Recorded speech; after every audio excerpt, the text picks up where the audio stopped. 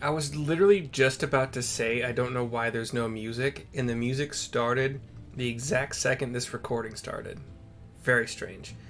But anyway, Into the Dark is the next quest in the story given to us by Urianger.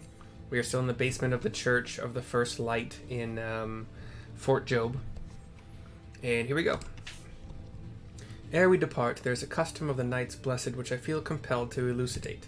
As one might expect, they deem light to be abhorrent, and everything it touches befouled. Thus do they take the utmost pains to protect all they can from its taint, including their very names. To speak plain, it is the belief of the blessed that one's own name must ne'er be uttered in the light of the everlasting day. Yet this commandment precludeth not the use of another's. Thus do parents protect their children, and in rare cases, masters their disciples. So it is that Y'shtola hath taken the name of Master Matoya. Oh, that makes sense now. Lest we offend them, I bid you speak not her true name in the Blessed's presence. With that in mind, let us speak with the guard who keepeth vigil at the great wood's border. Yeah. Mark. Yeah. Wait, is there a faster way? Nope. I can fly though. So there is a faster way, it's just not via teleport. The Fate train is moving to Raktika Great Wood. Okay. I think I know what that means. Well met, traveler. What business brings you here? You explain? Yes, of course. Right this way. Discovered a new location. No matter how far he goes, man cannot resist looking back on the path he has walked. The untold stories and secrets of the past can be more alluring than the promise of tomorrow. He's all 10. And so he braves the forests of Raktika in search of mystery and wonder. Not my first forest. Of Ronka, to which all seekers of hidden truths are inevitably drawn.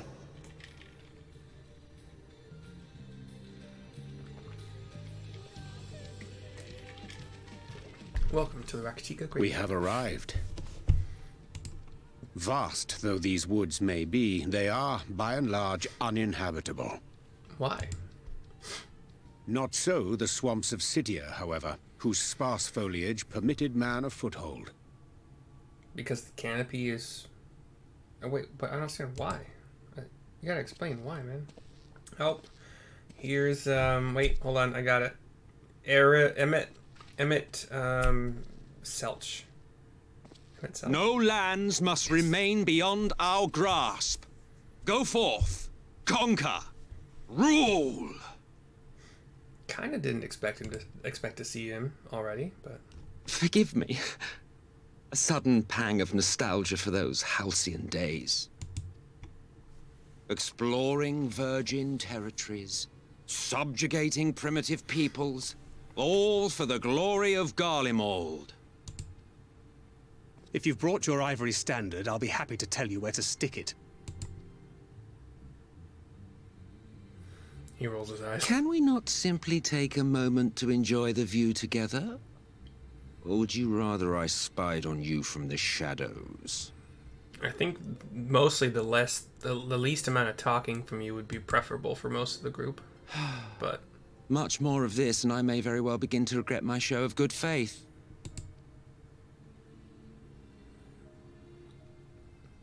If you really want to stay, then help us fight. No, I think not. I am an observer, nothing more. not exactly true, because you are also an interloper. Even shielded by the shadows of these boughs, I feel the light's presence most keenly. To accompany you is taxing enough. To fight is out of the question. I will suffer your company if I must, but not your commentary. Yeah, I said the same thing earlier, yeah. He gives a little bow. And I guess he's part of the party now. Indeed, he's still here when we talk to Urianger. 'Tis plain our Asian counterpart meaneth to follow wheresoever we lead. Were it otherwise, he would not suffer the overabundance of light in these woods. Verily, it pervadeth every corner, and so long as the Light Warden remaineth, the Sin-Eaters shall be free to prey upon these lands without surcease. If naught is done, 'tis but a matter of time before the blessed succumb. 2 years past, a swarm of Sin-Eaters did lay waste unto their largest settlement, killing a great many of their priests in so doing. Though some few did survive, they knew not how to go on, wayward souls in want of a guiding hand. For mercy, Y'shtola hath provided that which they sorely needed. They have since endeavored to restore their home, and thither shall we bend our steps, to Fort Gon. And Emmett, ride along with us. There's a fucking monster called a tomato, and it looks like a... I wanted to say tomato, but it looks like a vase? It looks like a vase. Or maybe a gourd of some sort. It's very, very vase-shaped for a gourd. And then this, I almost ran straight into that. That would have killed me pretty quickly. Supe, a special level 80, kind of like cuckoo bird looking thing, I guess.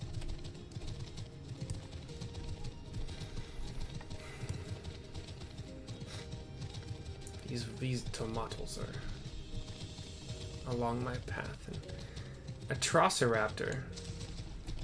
Like atrocity and raptor put together? Is that the... Indeed, we are coming upon a wooden fort.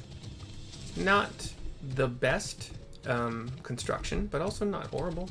Although, inside is a different story, because it is in very major disrepair. Like, this was probably the site of the battle when the Sin-Eaters, like, destroyed the biggest settlement here. Like, this could be it. Like, destruction all over. Burnt wood, destroyed buildings, walls. Weird music for a cutscene, but... I see little sign of recent activity, nor hath any meaningful progress been made with the reconstruction.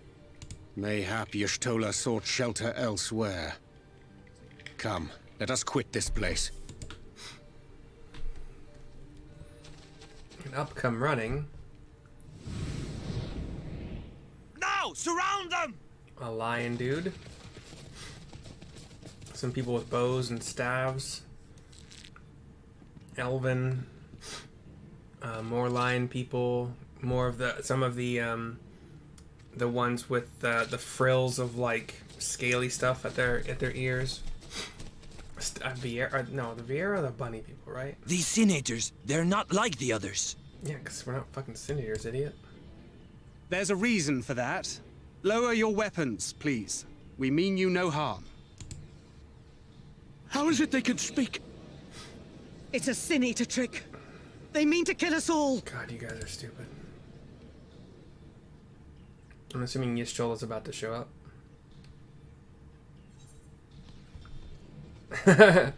Please, we're not Sin-Eaters, or, Kupo? Or ... Please, we're not Sin-Eaters. I don't know what a Kupo would do. Perhaps they speak the truth.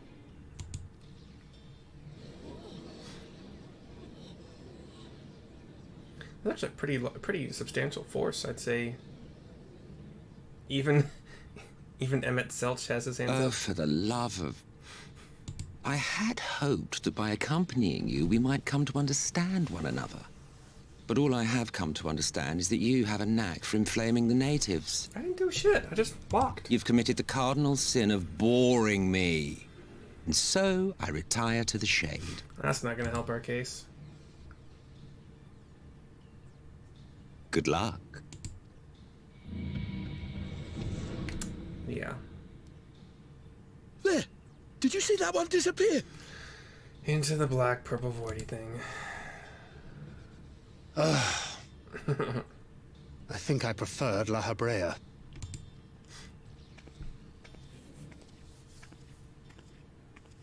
Someone else is walking up, and who Enough. might... Runar, report. Who might it be? I wonder. Master Matoya!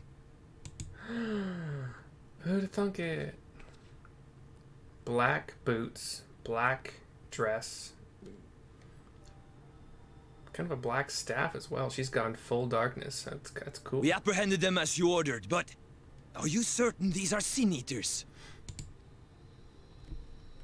The intense light of the ether I saw was unmistakable. If not Sin Eaters, then what? What you doing here? 'Tis passing queer that Y'shtola should mistake us for the enemy, is it not? I think she's fucking Mayhap with us. it hath been too long since last she beheld the radiance of thine ether. Master Matoya, hath time truly made strangers of us? Nay, I recognize you, Urianger, Thancred.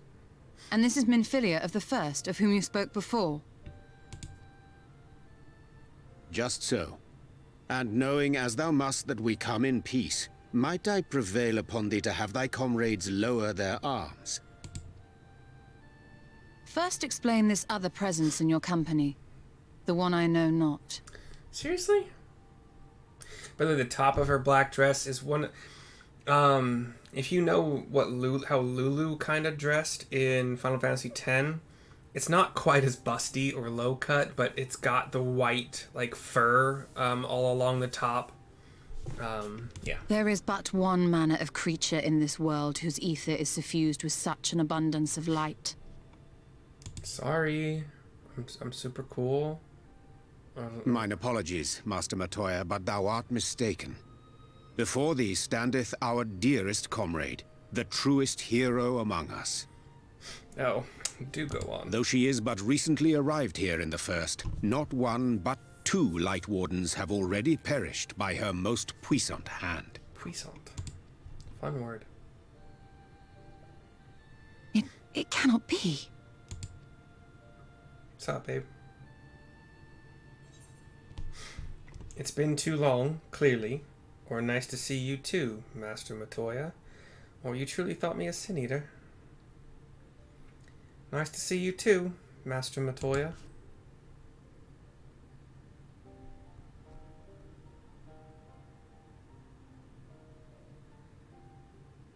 She's shedding a tear.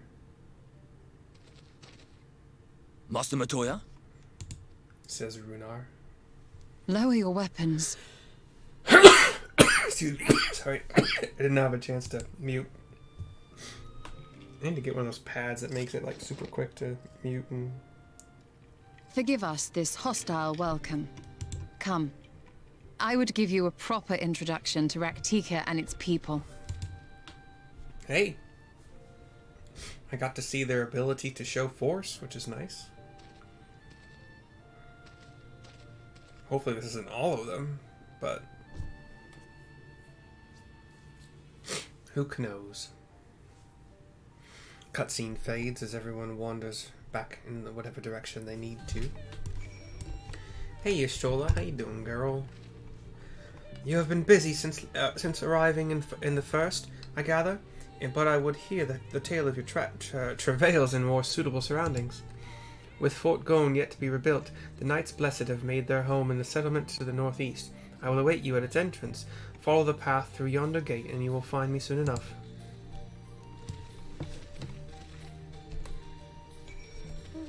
Let me fly. Damn. Duh, but still damn. I knew what the outcome was gonna be, but one can hope.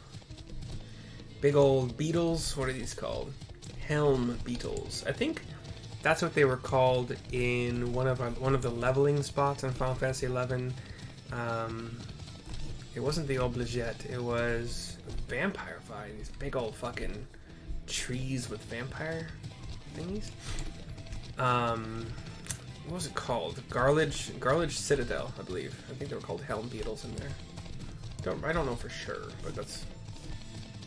Anyway. Yeah. This zone has light, but it's muffled here and there by the giant trees and their canopy. The canopy isn't all-encompassing, so you can definitely see up and out. And this fortress of theirs seems to be built kind of underground under a massive tree. There you are. I was beginning to worry. Much like the Twelves would, this force has a way of dealing with those who stray too far from the beaten path. But I digress. Let me show you the home of the Knights Blessed. I've never really been able to do Y'shtola's voice.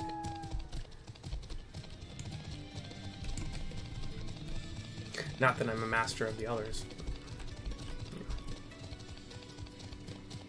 And inside, it is indeed... Well, actually, it's open air, too. It's not like... It's not underground as I thought. Let's grab the Aetherite. Amaro Keep.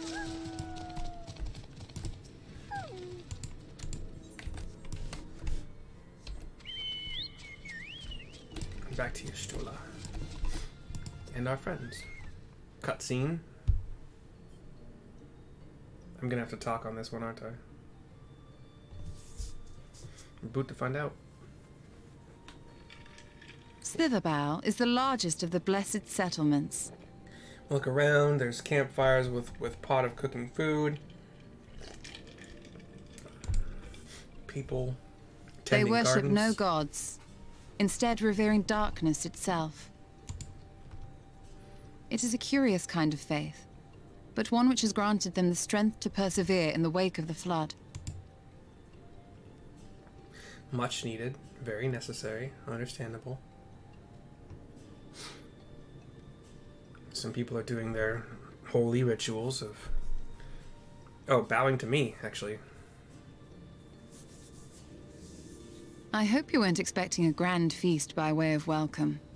They are a simple people. No, I'm good. She got a black choker in the underneath the choker. Now, I would hear of your travels away from prying ears. Come. A purple gem hanging, suspended, like in some silver frame. I think it was kind of teardrop shaped, but I didn't look closely enough.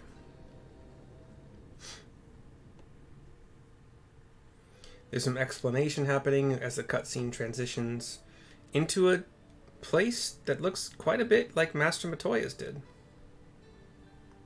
I see. And now you seek the Light Warden of Raktika. Books all over the floor, stacks and piles. Candles everywhere. No animated brooms or frogs, but... In the days after I arrived in the First, I too relied upon the Crystal Exarch for guidance. But his penchant for secrecy and the telling of half-truths soon lost him my trust. And thus did I strike out on my own. My work eventually led me here to the forest, which I've come to know like the back of my hand.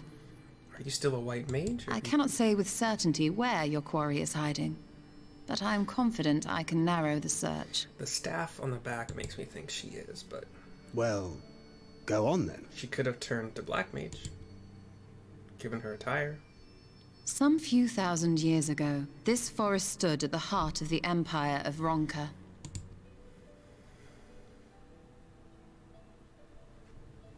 A great many relics of that civilization can still be found to the east in Ixmaya. You see a not gigantic, but not small, like stone temple with a kind of sun at the top of it. Or rather, could be found, were the area not fiercely guarded. Ixmaya, you see, is home to a tribe of warriors whose lineage is said to date back to the time of the Empire. Any attempt to enter their territory is met with lethal force. They offer no warnings, and suffer no trespasser to escape. We see 3 female forms, but only from, like, mid-thigh down. They have black dresses with some red and white patterns. And I say female because they're all wearing high heels and their ankles and whatnot are exposed. I suppose men could be wearing high heels, but not common. Yeah. Needless to say, my every attempt to survey the area has been thwarted. Mayhap the Warden hideth there, full knowing none may approach it for fear of these protectors.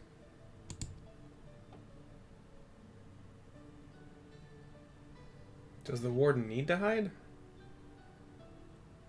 As for the tablet, I find the timing of its discovery suspiciously convenient. If I did not know better, I would think someone was trying to curry favor with me. No. Regardless, it will take time to decipher these writings. Yet I would not be at all surprised if they somehow held the key to entering Ixmaya unmolested. The Exarch has a nose for serendipity. If there is aught I can do to assist thee in unraveling their secrets, thou needst only ask. I think it's my last video of the night. Thank you, Urianger. I may well take you up on that offer. I'll probably run a dungeon or two to get some more levels on. While we set to work, might I suggest you take a tour of the city? Should you be in any doubt as to the importance of your role as the Warrior of Darkness, the people here will surely cure you of it. The back of her dress is... I must say, Stola, while most of us have struggled to come to terms with our altered circumstances, you seem to have adapted rather well. There's a deep V going from maybe like the edge, the outside edge of each shoulder blade. You can see skin like a deep V down. Kind of thin deep V, but a deep V nonetheless. And then it probably ends probably a few inches above the small of her back. Lest you forget, Master Matoya and I dedicated our lives to uncovering the truth which hides at the heart of our world. Though separate, the fate of this reflection is nevertheless bound to that of our home. That I would be daunted by such an invaluable opportunity is absurd. But what of you, Thancred? Could it be that you are still struggling to come to terms with the nature of your young companion? Nail on the head, buddy. My struggles are none of your concern. Quite why you would speak thus and in this company, I do not know. Perhaps you left more of yourself back in the source than I assumed. If you'll excuse me. He walks off. Minfilia looking after him. Then kind of down. He understands that I'm not the same. That I'm not her. Understands, perhaps, but does not accept. The question being whether he ever will. And whether you will, more importantly. As difficult as your circumstances may be, they are yours, not his. 'Tis you and you alone who bears ultimate responsibility for your life.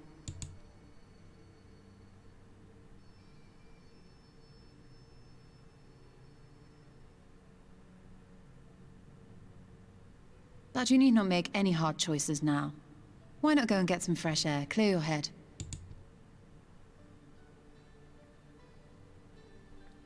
Cutscene fades to black. Into the Dark is complete. We get item level 403 leg gear coffer, which is only for level 74 to equip. So I'm keeping them for now just to kind of figure out what I do with them when, well, I don't know for sure yet. But the quickie sponsor, non-sponsor for this video is Better Foods Coconut Oil. If you're looking for an oil that is fantastic for fat content for keto and tastes nothing like coconut, this is the go-to. It's been awesome ever since I found it. I do not like the taste of coconut at all, so this has been a godsend. I cook with it every day, literally. But anyway, if you buy with my link, I get a cut. I'll see you next time.